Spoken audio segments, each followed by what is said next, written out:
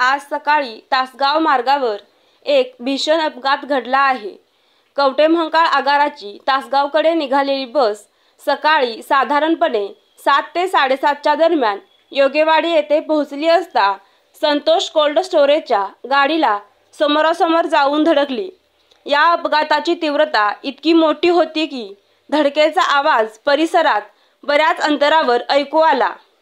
या अपघातामध्ये बसमधील 6 ते 7 प्रवासी किरकोळ जखमी झाले असून बसचा चालक देखील जखमी झाला आहे। सुदैवाने या अपघातात कोणत्याही प्रवाशांचा जीवितहानी झालेली नाही, ही दिलासादायक बाब आहे।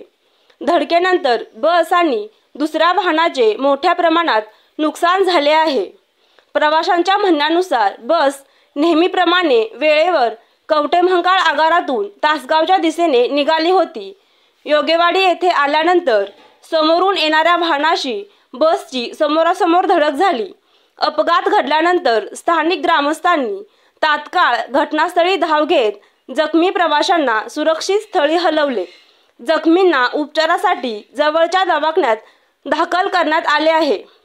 या अपघाताची माहिती मिळताच पोलीसही तात्काळ घटनास्थळी दाखल झाले। त्यांनी परिस्थितीवर नियंत्रण मिळवत अपघातग्रस्त वाहने बाजूला करून रस्त्यावरील वाहतूक सुरळीत केली।